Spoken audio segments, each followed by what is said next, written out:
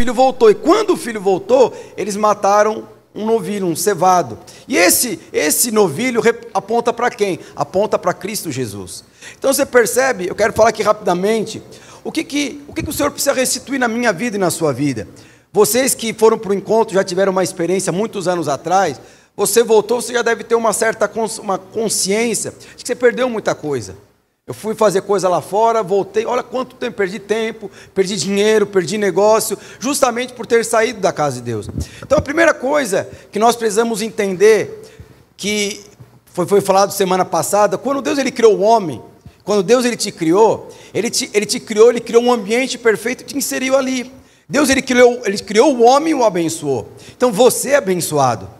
O problema é que muitas vezes nós não temos a consciência que Deus nos criou e nos abençoou. Às vezes você fica pedindo, pelo amor de Deus, me abençoa, pelo amor de Deus, pastor, ora por mim, porque o Senhor está mais perto de Deus. Você é abençoado. Onde você coloca as suas mãos, vai prosperar. Onde você pisa, a planta dos seus pés vai ser dado por você por herança. Mas isso é uma consciência que um filho precisa ter.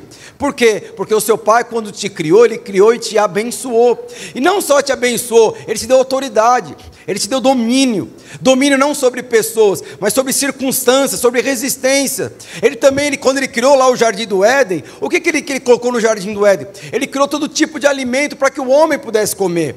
E a palavra de Deus fala que todos os dias, na viração do dia, o Senhor vinha, e vinha para se relacionar-se com o homem. Então você percebe que quando Deus ele criou o homem, ele criou um cenário perfeito para que o homem crescesse, avançasse, prosperasse. E dentro desse cenário perfeito, Deus criou algo perfeito. Quem quer ser algo perfeito? Foi o homem. E Deus foi lá e colocou esse homem no cenário perfeito. O problema é que o homem fez aquilo que o Senhor falou para ele não fazer. E por conta disso, a vida do ser humano começou a vir o quê? Perda. E nós estamos num ano, e a palavra que foi liberada sobre nós nesse ano qualquer, é o ano da restituição. Você que nunca ouviu isso, mas nós temos uma palavra, nós estamos vivendo o ano da restituição. Deixa eu te contar uma novidade para você. O diabo não tem poder de devolver o que ele roubou sobre a sua vida. O ladrão não tem autoridade, não tem recurso para devolver aquilo que ele te roubou. Mas a palavra de Deus fala o seguinte, que Deus vai restituir aquilo que o ladrão roubou, 5 vezes mais. Eu não vou entrar aqui no mérito da questão, mas nós precisamos entender que depois desse contexto aqui, o que nós precisamos entender? A primeira coisa que Deus restaura na minha vida e na sua vida, quando nós o aceitamos. Qual que é a grande dificuldade que nós temos quando nós somos conectados ao corpo, à igreja? É viver a vida coletiva, é deixar de termos aquela vida individual, aquela vida que na verdade é individualista, é só você, é minhas coisas, é os meus prazeres, é meu dinheiro, é minhas coisas.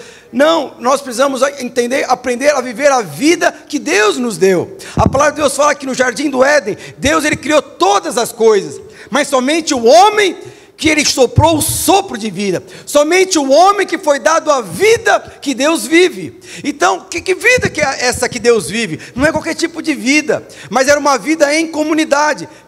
Eu não tenho tempo também para explicar, mas nós pregamos aqui que é o Deus triuno, é o Deus Pai, Deus Filho e Deus Espírito Santo, é 3, mas é em um. Eles vivem em comunhão.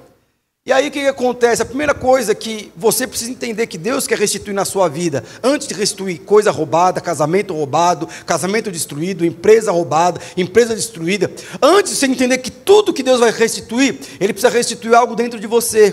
Ele precisa restituir os seus valores, que são os valores de Deus, que na verdade Ele criou você com esses valores. O primeiro valor que o Senhor precisa restituir, o que é? É a vida que Deus vive. E qual que é a vida que Deus vive? É a vida em comunidade. Qual que é a grande dificuldade de hoje essa geração vive? Qual que é a grande dificuldade? É viver a vida em comunidade. Aí você vê pessoas que casam, mas são individualistas. É a minha casa, é a minha conta bancária, é a minha conta, é o meu carro, dentro de um casamento. Aí você vê casais que têm filho, mas são filhos que na verdade não compartilham nada com o pai. Eles tomam uma decisão. Hoje você vê os filhos, eles só comunicam com os pais: ó, eu encontrei uma moça, vou casar com a moça, e você vai me ajudar no casamento. Então você percebe pais que não honram os filhos, filhos que não respeitam, sabe, umas coisas que totalmente distorcidas da palavra de Deus. E a primeira coisa que nós precisamos aprender a viver é a vida em comunidade. Então o que aconteceu com Adão quando ele foi criado? Porque a palavra de Deus fala que Deus ele criou todo um cenário. Mas o que lhe aconteceu? Ele teve que aprender a viver de forma coletiva. Por quê? Porque antes de Eva vir a existir, o que aconteceu? Ele vivia de forma individual. Eram as minhas coisas, eram os meus prazeres, é o meu horário. De repente Deus vai lá e insere você numa igreja. Deus insere você num corpo, e você precisa viver com esse corpo. Por quê? Porque na verdade é esse corpo, é essa comunidade que vai te levar a crescer. É lá que você vai aprender a fazer aquilo que muitas vezes você não gostaria de fazer. É lá que você vai ouvir o que você precisa ouvir, e não o que você gostaria de ouvir. Só dar um parênteses aqui: a gente fica falando de igreja, as pessoas acham que é um prédio. Abre lá em 1 Colossenses, eu acho que é capítulo 1, verso 17 a 18, só para vocês entenderem o que é a igreja. Colossenses capítulo 1, é que eu não estou aqui.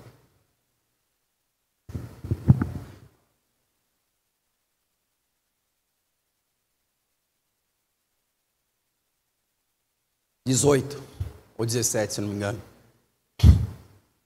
E antes, NTLH, põe essa versão. E ele fala o seguinte: olha só, para você entender o que é a igreja. Porque nós precisamos entender, você foi inserido na igreja. Por que as pessoas elas frequentam a igreja, mas elas não conseguem prosperar? Por que essas pessoas elas são conectadas ao corpo de Deus, mas elas não conseguem avançar? Por que elas têm experiências com Deus, mas não conseguem, na verdade, suportar ou sustentar, trazer essa experiência para a sua vida pessoal? Porque elas não conseguem viver a vida de Deus. E a principal bênção que você recebeu quando você se converteu foi a vida de Deus. A palavra de Deus fala que um dia nós vamos para a eternidade. E o que você vai viver na eternidade? Na eternidade não existe individualismo, na eternidade não existe divisão. Por isso que muitas coisas, casamentos são destruídos, negócios são destruídos, empresas são destruídas, profissionais são destruídos, porque eles não aprenderam a viver em comunidade. E onde você vai aprender a viver isso? É na igreja, é no corpo de Deus. E no mundo não existe isso.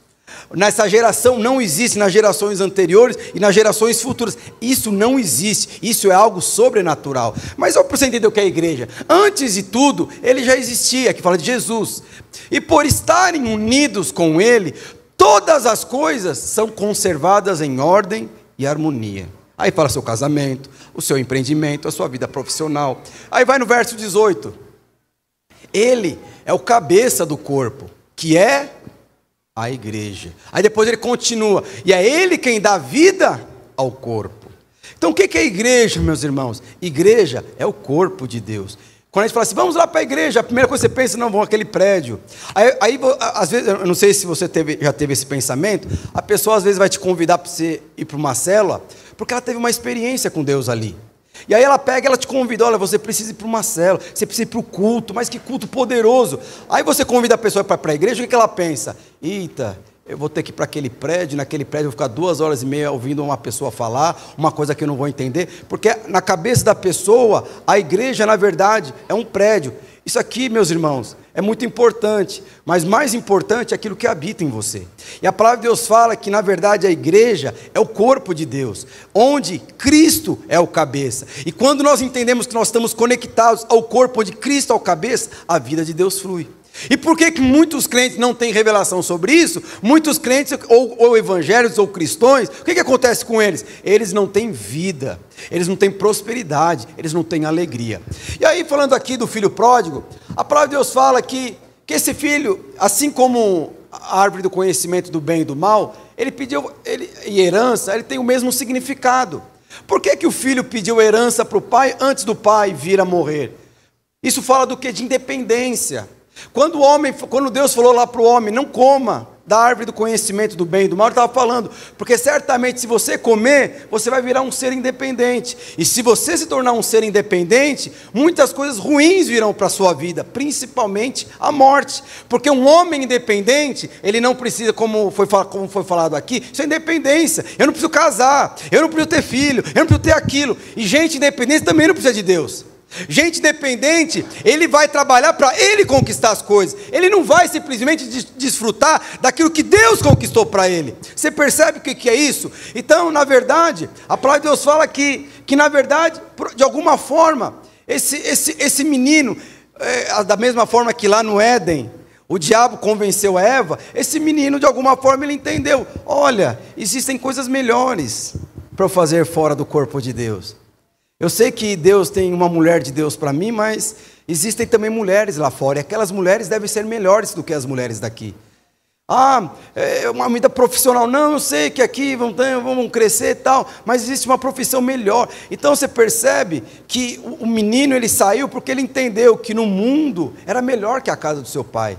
Ele percebeu ou entendeu que na verdade o conselho do mundo era melhor do que o conselho do pai. Ele percebeu que na verdade as coisas que ele poderiam comer no mundo era melhor do que aquilo que o pai tinha para oferecer para ele. E por isso o menino foi. E a palavra de Deus fala, o que aconteceu? Ele voltou, porque assim como, eu posso ter certeza, quando você começou a perder tudo na sua vida, foi quando você desconectou daquilo que tinha vida, você desconectou da igreja, você desconectou de Deus, e aí você começa o quê? A sua decadência. E o que aconteceu com o menino? Ele caiu em decadência. O que aconteceu com ele? A palavra de Deus fala que ele foi para uma cidade, com a independência, mas tinha muito dinheiro. Mas deixa eu te falar uma coisa, você que é empresário, se você tem muito dinheiro, mas você não tem Deus na sua vida, toda essa sua empresa, ela vai cair num bolso furado. Todos os seus recursos vai cair num bolso furado. Da mesma forma que você ganha, ele vai embora. Por quê? Porque essa é uma vida sem Deus. Não tem vida. Não tem vida. Não tem vida. Aí a palavra de Deus fala que esse menino, quando ele foi para o mundo, ele se associou ao quê? Ele se associou ao diabo. A palavra de Deus fala que esse menino começou a desejar, antes de desejar, ele começou a tomar conta de porcos. O que significa porco na Bíblia? Demônio. Aquele homem, aquele garoto, que ele nasceu num berço perfeito, que nasceu para se tornar um príncipe, um rei, que nasceu para ser bem sucedido, nasceu para ter uma família abençoada, nasceu para ter ótimos filhos, de repente ele está ali tomando conta de porcos. E porcos na Bíblia simboliza o quê? Demônios. Ao ponto dele falar assim, eu estou com tanta fome que eu quero comer a comida desses porcos. Olha só, aonde que nós chegamos sem a vida de Deus? E eu gostaria que você abrisse lá no verso 23. E aí o que acontece? Duas coisas. Aí você pode falar assim, pastor, eu estou na água então. Teve um aqui que falou, 40 anos, é isso? Eu estou na água, pastor. Eu já passei da juventude faz tempo. O senhor está falando aí, está descrevendo a minha capivara aqui. Eu falei, não, deixa eu te falar uma coisa. Nós servimos um Deus que restaura todas as coisas. E você precisa entender e conhecer o seu Pai. Por isso que aquilo que precisa ser restaurado primeiro é algo interior. E é interessante que a palavra de Deus fala que esse menino que representa você, representa a mim, ele caiu em si. Por que ele caiu em si?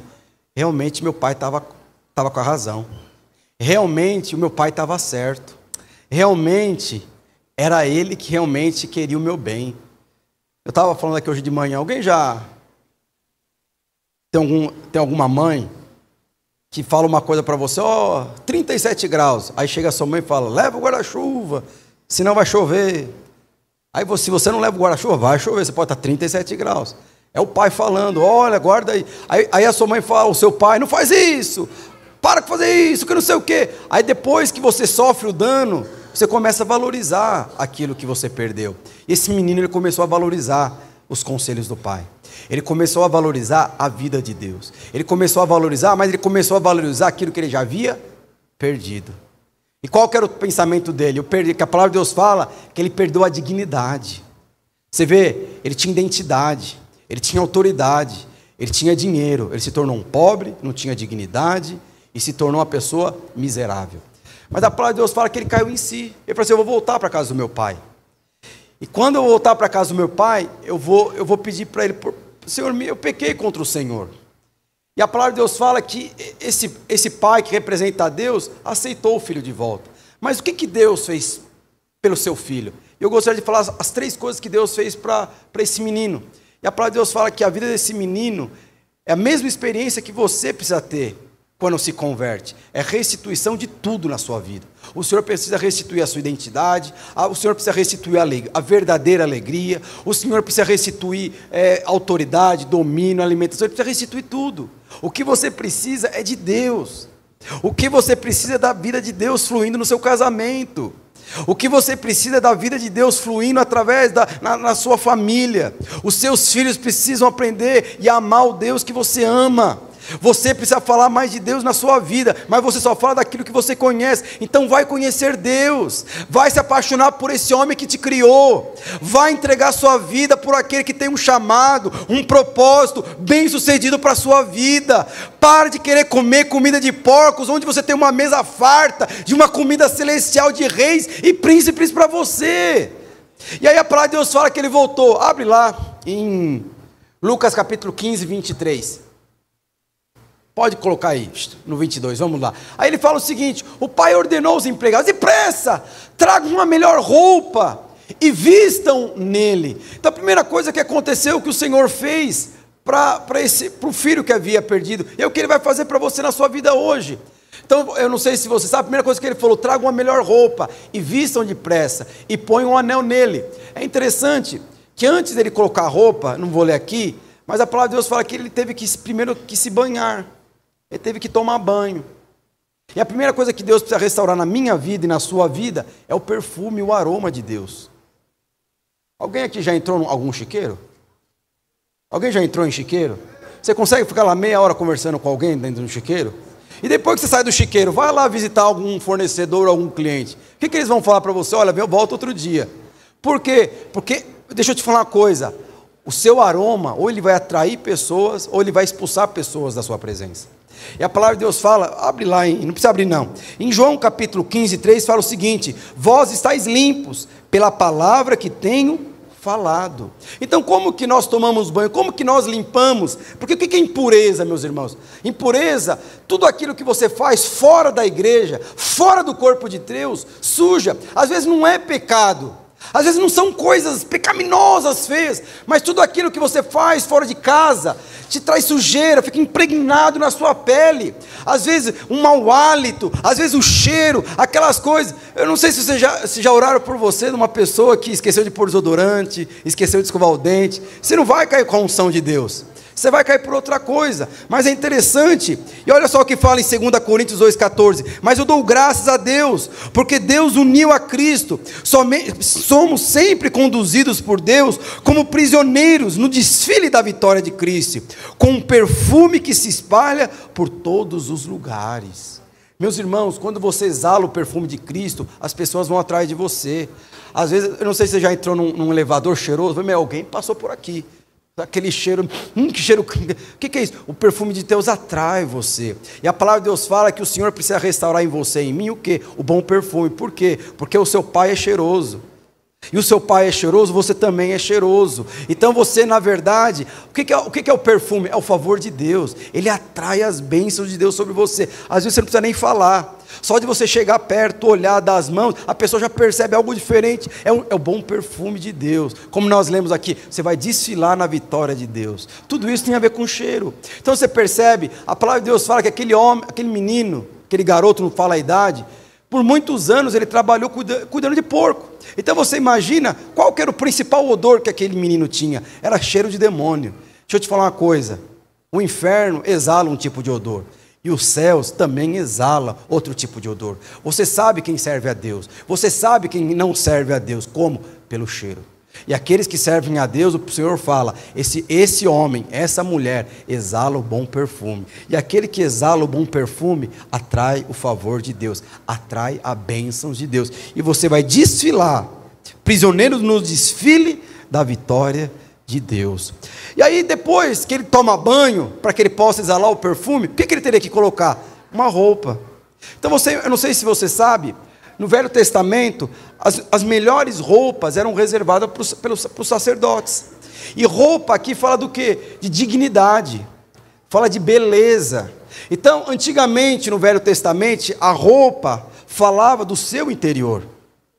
Eu não sei se você sabe, a roupa ela expressa beleza, ela expressa santidade. O que o menino, quando ele saiu, perdeu tudo, ele falou: eu perdi tudo, eu perdi a dignidade. O que é dignidade? Dignidade é você ter valor de quem você é você valorizar a sua identidade, é você atribuir valor àquilo que Deus fez por você, é você atribuir valor naquilo que você é, a sua essência. Eu sou filho de Deus e Deus me ama e Deus é o meu Pai.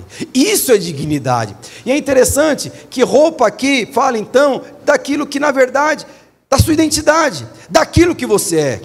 E se você for ver questão de roupa aqui, o que roupa expressa? A roupa, ela pode expressar que você é um empresário muito bem sucedido, mas roupa também pode expressar miséria, escassez, prosperidade, sensualidade, pornografia, sexualidade. Mas a roupa também transfere a pureza e a santidade de Deus. O que o Senhor, o que esse homem que representa a Deus fez na vida daquele garoto? Dá banho e pode colocar a melhor roupa, a roupa reservada para aqueles que são filhos do rei. A partir de hoje, o Senhor vai te revestir com a vestidura de dignidade. Valorize quem você é. Eu estou colocando a melhor roupa porque eu tenho condição e eu sirvo ao melhor Deus. Pelo amor de Deus, quando você vem ao culto, meus irmãos, venha ao culto com a melhor roupa, porque você está encontrando o seu Deus, você está encontrando o seu Pai, aquele que te ama e enviou o seu único filho para morrer por você. Então você percebe que antes desse homem restituir dinheiro, casa, tudo aquilo, o que ele restituiu? A sua vestidura, a sua dignidade. Você perdeu a dignidade, você perdeu a honra, você perdeu a beleza. Pois é, eu vou restituir a sua dignidade, a sua honra e a sua beleza. E aí, o que aconteceu depois? E depois ele falou assim: ponham nele um anel no dedo do menino. Então, quando ele voltou, ele colocou uma nova roupa, tomou banho, colocou uma nova roupa. Era o Senhor restaurando a sua dignidade. Às vezes você fala assim: não, eu não sou digno. Eu não posso pedir isso para Deus. Por quê? Porque eu sou tão pecador. Eu não posso. Isso dá falta de dignidade. E quando você tem valor na sua posição em Cristo Jesus, que a sua posição não é de um empregado, a sua posição é de um filho e amado. Então, quando você tem uma posição muito clara de que você é um filho e amado, você nunca vai deixar de pedir algo para o seu pai, mesmo fazendo coisa errada. Você pode estar com vergonha, mas vai pedir. E é interessante que ele pega e fala a segunda coisa que o pai colocou no seu filho: um anel. Eu não sei se você sabe, antigamente, o anel não era como esses anéis que nós usamos hoje, mas era um anel, ele tinha como que fala? É um timbre da família.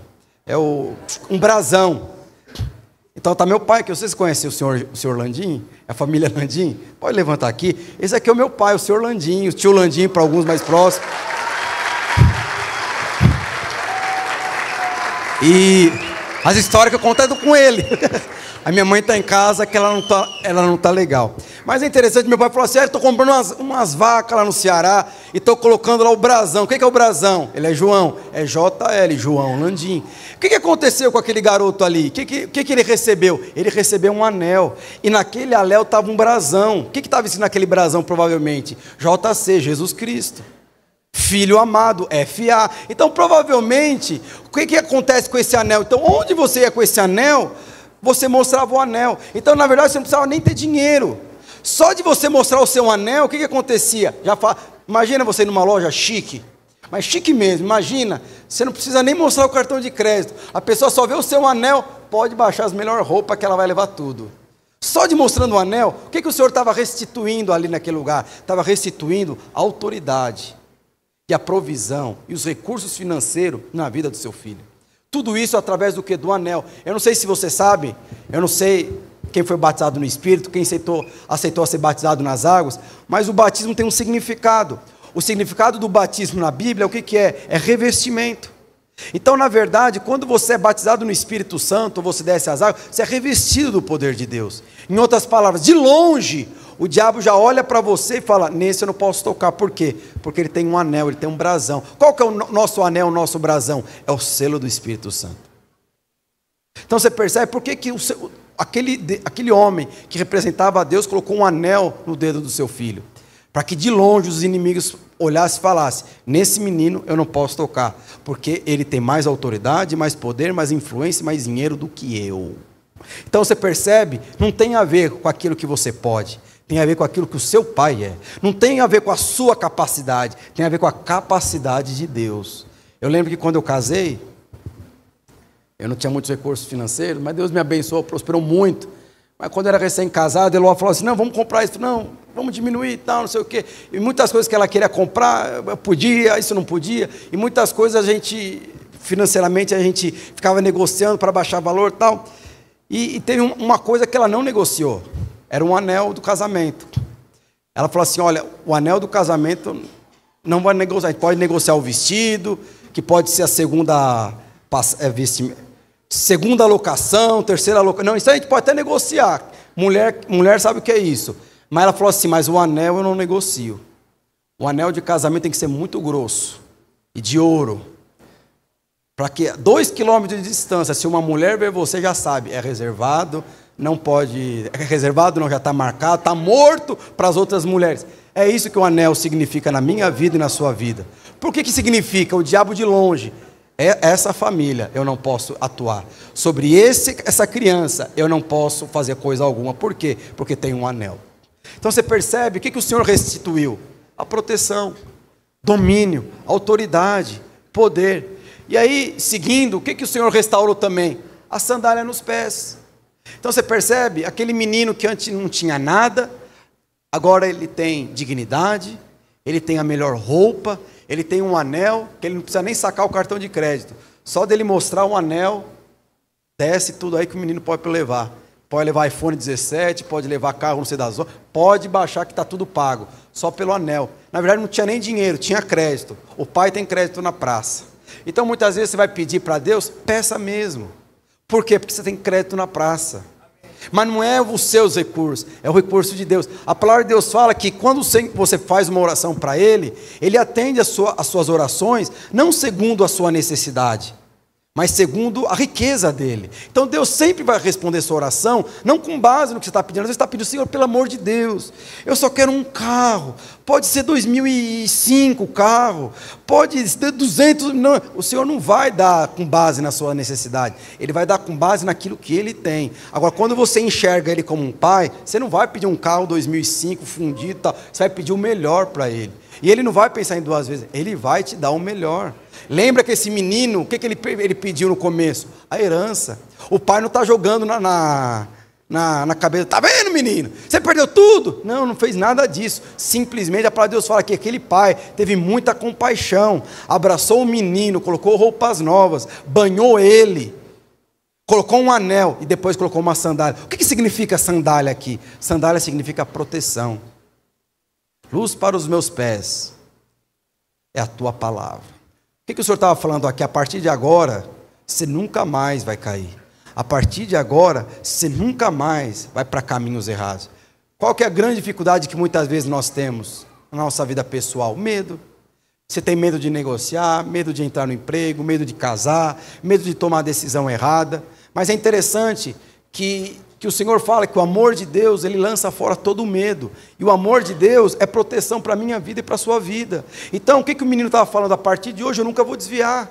Você quer ter perda na sua vida, é quando você desvia, é quando você toma um caminho errado. Mas o Senhor está falando aqui: você nunca mais vai tomar um caminho errado, porque os seus pés estão protegidos. O caminho que eu tenho para você está protegido, e o caminho que eu já trilhei, que eu já desenhei para você, vai se cumprir. O que o Senhor estava restaurando? Proteção para aquele menino. Então você percebe que aquele homem, que na verdade ele não tinha nada, de repente Deus restituiu tudo.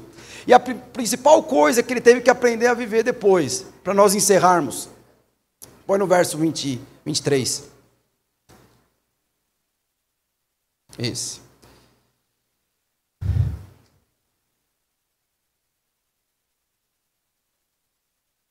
Aí a primeira coisa, antes de tudo que aquele menino precisava viver, e você vai precisar viver, nós precisamos aprender a viver a vida da igreja. Nós precisamos aprender a viver a vida que Deus vive. E essa vida é coletiva. Interessante que a palavra de Deus fala, O pai não falou assim para o menino: vai tomar banho. Quem tem filho pequeno sabe o que é isso, né? Vai tomar banho.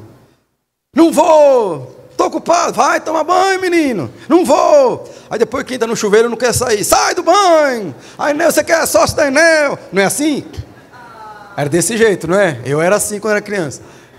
Mas é interessante que a palavra de Deus fala que não foi, o pai não falou para o menino: vai tomar banho. A palavra de Deus fala: vistam o meu filho, esse menino. Em outras palavras, tomar banho e se vestir, colocar um anel e andar com a sandália de Cristo, na verdade, é um processo da igreja de Deus na sua vida. Esse é um processo de uma vida coletiva, de vida em comunidade. Deus vai enviar na sua vida, a partir de agora, uma pessoa para você tomar conta. É interessante, você quer levar um casal a amadurecer, um casal a crescer? É quando ele tem filho.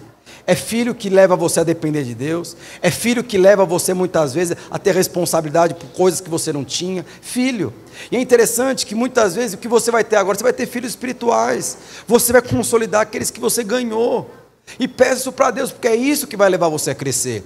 E é interessante, você também vai ter Barnabés. O que é Barnabés? Barnabés são aquelas pessoas que se converteram junto com você. São aquelas pessoas, de alguma forma, que estão passando a mesma coisa que você está passando. Eu lembro quando eu assumi o Tatuapé, a igreja era bem menor que hoje. Mas eu assumi o Tatuapé, era tanta crise que eu tinha, e eu não tinha com quem compartilhar as crises. Aí eu comecei a ter um discipulado com o meu pastor. Eu não sei se você sabe, o pastor também é acompanhado. E eu tinha outros pastores que estavam comigo lá no discipulado. E eu estava com um problema financeiro na igreja, porque estava começando, problema de discipular, um monte de coisa estava acontecendo na igreja. E eu lembro que eu fui nesse discipulado, e o pastor perguntando: e aí, como que está a igreja lá na freguesia do Ó? Aí tinha o pastor lá da freguesia do Ó, ele falou assim: olha, pastor, está acontecendo isso. Mas ele começou a compartilhar os problemas dele, mas eu comecei a me crescer. Por que eu comecei a crescer? Não é porque ele falou: é a mesma dificuldade que eu. Porque geralmente quando a gente passa a crise, a gente acha que nós ganhamos na loteria. É só a gente está passando aquela crise. Ninguém mais vai passar por aquela crise. E muitas vezes ele fala assim: mas pastor, eu estou passando por isso. E eu comecei, aí eu fiquei até empolgado de compartilhar as minhas crises. Eu também estou passando por isso. Então vamos vencer junto. Então você percebe, isso é vida da igreja. A outra coisa que você precisa, que você vai ganhar, isso é um presente de Deus nas nossas vidas. Você vai ganhar um pai espiritual, é um líder de célula, é um discipulador, é um pastor. Aqueles que vão falar aquilo que você precisa ouvir, não aquilo que você quer ouvir. Geralmente você ouve o que você quer ouvir dos seus filhos. Eu fico ali para minhas filhas: eu estou bonito hoje? Fala que eu estou bonito, senão eu não te dou chocolate. Ah, papai, você está bonito. Aí fala o que eu quero. Agora, pai, não. É o contrário. Não, espera um pouco, Deus vai fazer, move não o tempo tal. Então você percebe, aquele menino aprendeu a viver a vida coletiva. E a terceira, quarta coisa que precisa ser restaurada na sua vida e na minha vida é a alegria. É a alegria. É a alegria. Olha só o que aconteceu. Lá em Lucas capítulo 23, a palavra de Deus fala que quando Deus restaurou tudo no homem, que ele falou assim: tragam também tragam e matem um bezerro gordo. Você vê que crente gosta de comer. Tem que ser aquela picanha só depois do jejum. Ele falou: tem que ser um bezerro gordo, porque aqui esse menino está magro. Esse menino aqui ficou muito tempo desejando comer comida de porco, agora ele vai comer uma picanha com aquela gordurinha. Olha só como Deus é bom, você percebe? E é interessante, pronto, até aí. E vamos começar a festejar. Porque muitas vezes a gente associa a vida de Deus como aquela coisa cinza, sem alegria, sem vida. E você percebe que a vida de Deus é algo que tem muita alegria. Você não precisa de droga para ser alegre. Você não precisa ir para um prostíbulo para trazer alegria para a sua vida. Essas coisas são transitórias, vão passar. Aqui o que o Senhor fala: mata um bezerro gordo e vamos festejar. Existe uma alegria, meus irmãos, que é uma alegria individual. Existe uma alegria que é coletiva. O que é alegria individual? Foi o que o menino fez. Papai, me dá a herança, que eu vou gastar tudo ali no mundo. Aquele menino, ele ficou muito feliz nos primeiros anos, mas um dia a herança acabou. E junto com a herança, a alegria também acabou. Mas o pai nunca ficou feliz com o filho que havia se desviado. Mas a palavra de Deus fala que esse menino voltou. E quando ele voltou, ele mandou matar um bezerro. O que aponta esse bezerro? Esse bezerro aponta para a vida de Jesus Cristo. O Senhor Jesus morreu naquela cruz do Calvário para que você tivesse a verdadeira paz e a verdadeira alegria. Essa é a alegria que você vive aonde? Na igreja, no corpo de Deus. Para nós encerrarmos, lá em Hebreus, capítulo 12, verso 2, fala o seguinte: e olhando firmemente para o autor e consumador, verso 12, verso 2. Olhando firmemente para o autor e consumador da fé, Jesus. Eu estou numa outra versão. Vou ler aqui na minha versão. Olhando firmemente para o autor e consumador da fé, Jesus, o qual, em troca da alegria que lhe estava proposta, suportou a cruz. Qual que é a verdadeira alegria, meus irmãos? Para você entender o que está falando nesse versículo, a palavra de Deus fala que teve um dia que o próprio Deus foi falar com o seu único filho e falou o seguinte: olha, eu tenho uma alegria proposta para você, eu tenho uma proposta para você. Qual que é a proposta, meu pai? Jesus falando. A proposta é que você vai na cruz morrer por todos os pecadores, e quando você morrer na cruz por todos aqueles pecadores, você nunca mais será o meu único filho, você será o primeiro de muitos filhos que pararão. A palavra de Deus fala: o Senhor aceitou aquela proposta. Por isso que ele fala, alegria proposta. Qual era a alegria proposta para Jesus? Morrer pelos seus pecados e morrer pelos meus pecados. E qual que era a alegria proposta? A partir desse momento, você nunca mais será o meu único filho. Você será, na verdade, o primeiro de muitos filhos. Você vê na Bíblia aqui, lá, se eu não me engano, é 1 João, fico vendo aqui os versículos, mas ele fala que, na verdade, Jesus era o unigênito. Mas depois que ele morreu e ressuscitou, ele virou o quê? O primogênito. Ele é o primeiro de muitos filhos. Isso é uma alegria, não é transitória, é uma alegria permanente. Hoje você faz parte do corpo de Deus. Você vai passar por dificuldade, você vai passar por resistência, você vai passar por muitas coisas, mas você jamais vai perder a alegria. Você jamais vai perder a paz. Você jamais vai deixar de ter uma direção. E é interessante que diante de todas as resistências que você terá, todas elas você vai obter vitória. E não é você, é Cristo.